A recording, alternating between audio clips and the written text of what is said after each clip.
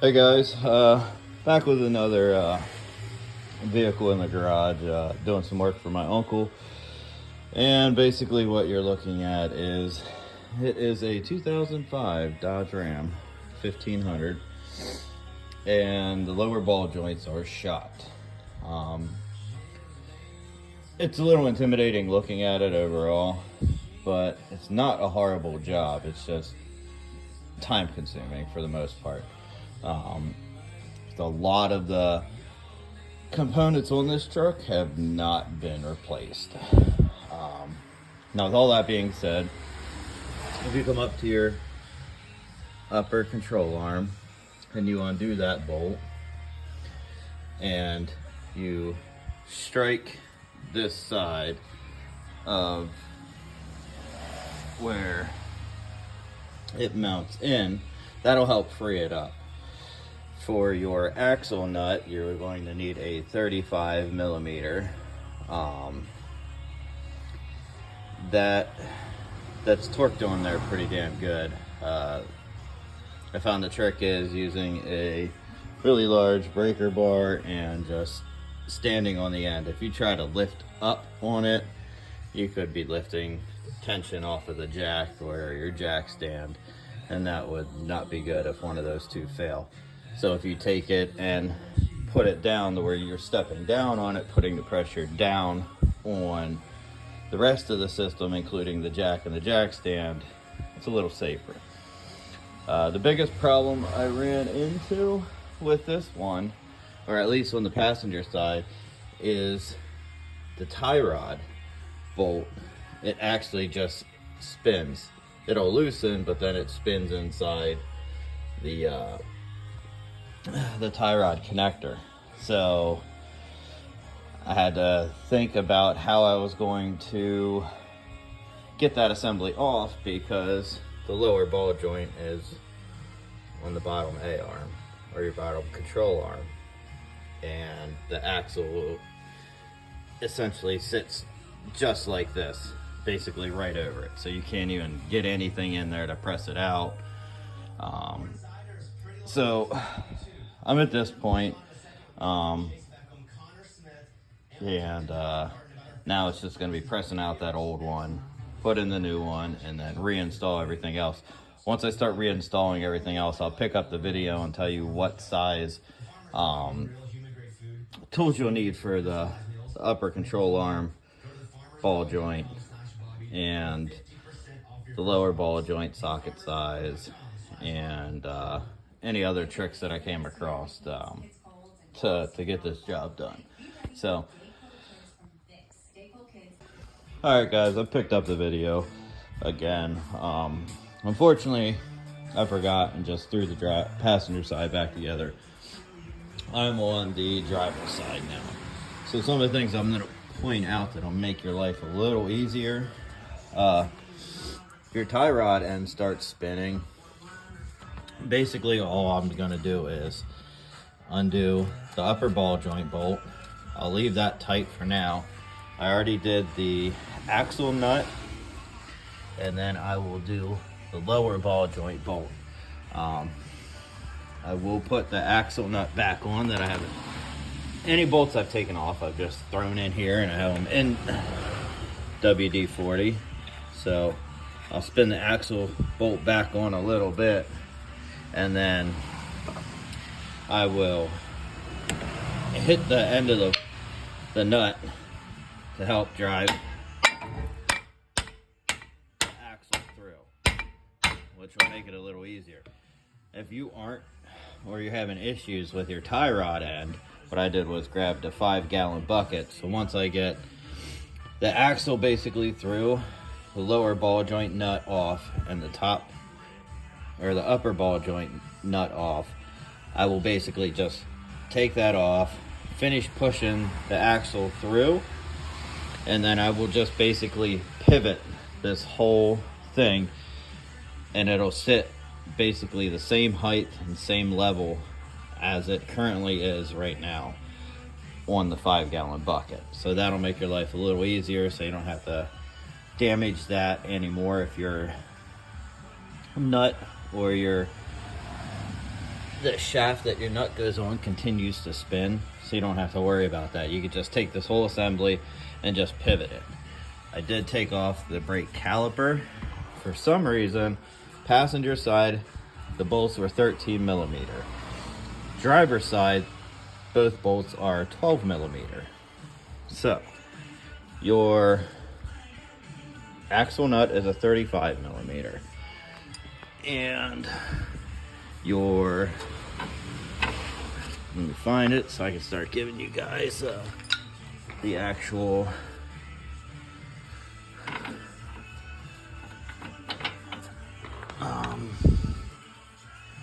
bolt sizes for some of these.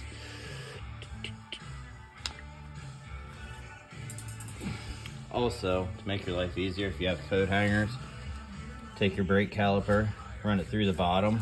I have it just kind of sitting on the bottom control arm, and then I just ran the coat hanger through it, so it's not going to go anywhere. You will also have a sensor that will run up and along and clip in. The clip for that, let me turn this light, is there'll be a plastic tree there on the opposite side. Just pull that loose, and that is where your connection point will be, so you can just unclip that. So let me get under here so I can start giving you measurements. Now this one looks like it was actually replaced because there's no cotter pin on this lower ball joint on the driver's side, which is kind of weird, but apparently if it was replaced, they use different size bolts. So the lower ball joint on this side is a 24, and I'm gonna assume that it's also a 24 on the other side as well. I could be wrong. And the upper ball joint bolt is a 21 millimeter. So I will get those loosened, separate this, and then show you how I basically just swing this whole assembly out onto the bucket then, and I will pick the video back up. Alright, back now. Fought a little bit getting that bottom part to break off of the lower control arm.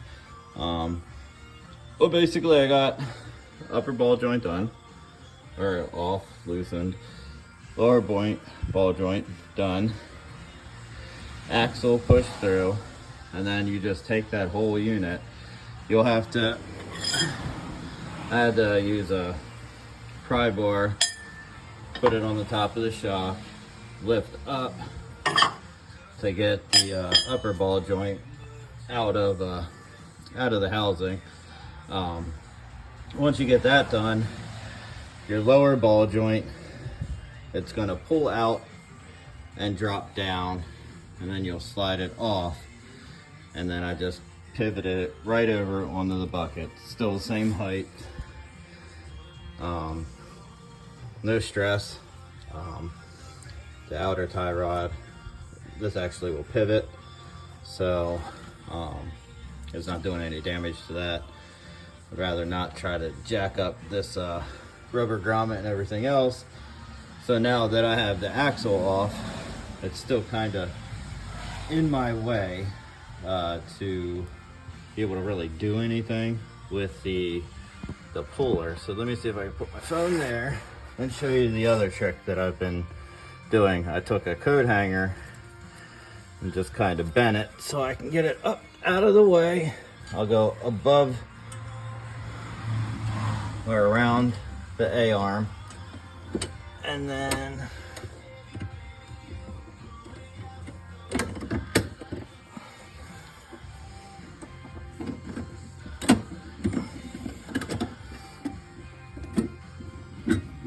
just try to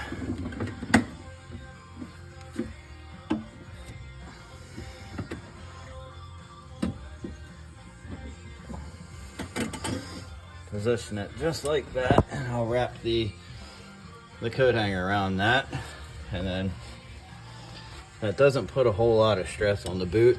And I'll just kind of look at the boot, inspect that, make sure we're still good there. I mean, there's no significant stress on the boot. I can still move it around. It's not super tight. And that'll just kind of hold it up out of the way so I can get the ball joint pressed down here to press this up. So that'll be the next move. I'll be pressing it up then, and get this out and get the new one in. I'll pick up the video once I have the new one back in, and show you basically the final product, and then just give you the rundown of how you're going to go about putting everything back together. It's basically you're just going back in reverse. So on the driver's side, I had to take off this bracket here, or the passenger side, I had to take off that bracket there. That's a 13 millimeter.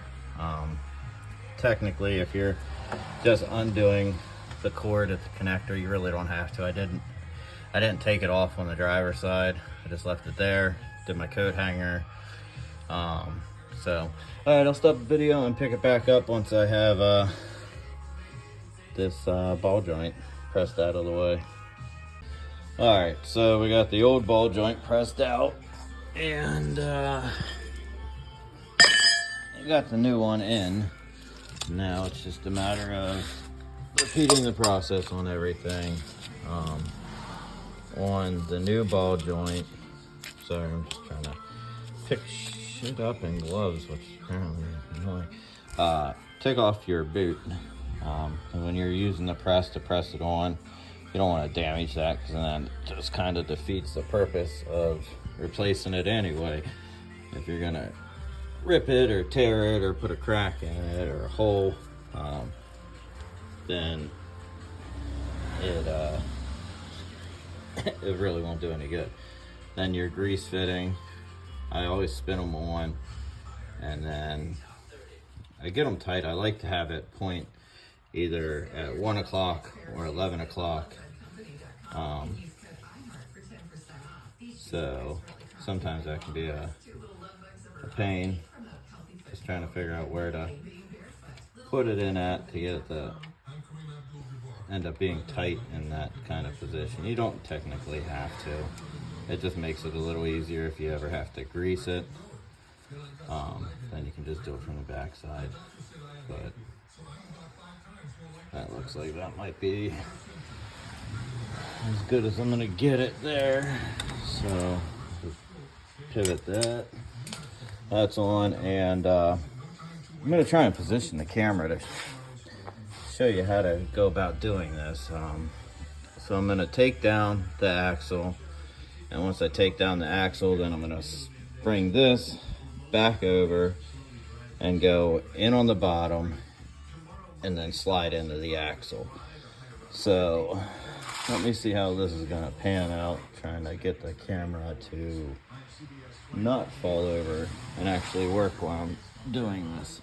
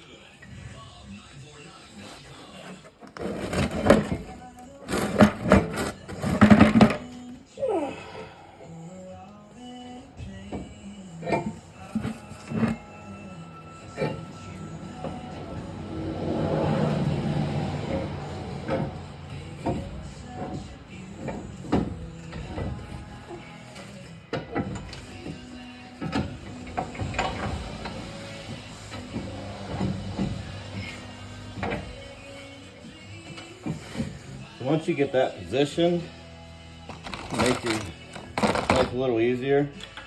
Grab your axle nut and get that hand tight, so then you can start running it in to take some of that weight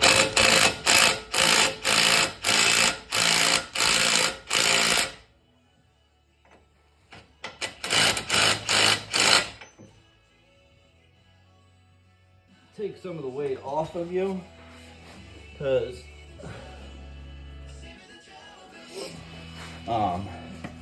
this whole assembly is pretty ballsy heavy, so it'll just make your life a little easier so you're not struggling. And I'll take the pry bar, move the light, put it on top of the shock, and get the upper control arm back in spot where that needs to be. Get the hardware.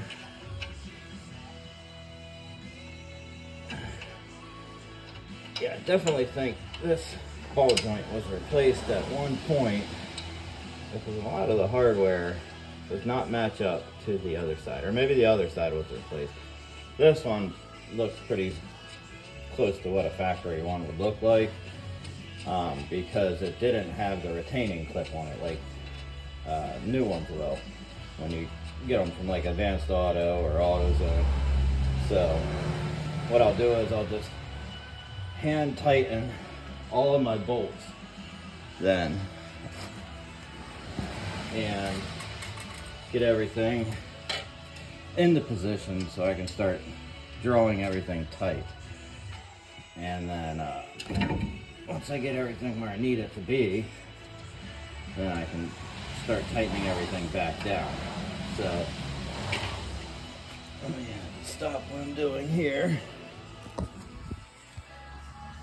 So hopefully this helps you and saves you a little time if you're having any issues with your tie rod end spinning or not coming off. If you have any questions, feel free to ask. I know there'll probably be other ways to go about doing the tie rod end, but this seemed like the most logical and quickest way to accomplish what I'm trying to do here with the least amount of hours tied up into it. Currently, I'm looking at about hour and a half on the passenger side and about an hour and a half on the driver's side to get everything off, the old ball joint pressed out, the new one pressed back in, and then everything basically assembled back together, with the exception of putting the tire on. So I would say just plan for maybe 2 hours per side. I started at 7 o'clock this morning and it's roughly around lunchtime. So now granted, I did take some breaks in there, so but feel free to subscribe, and if you have any questions, I will get back to you normally within like 24 hours or so. Thanks for watching.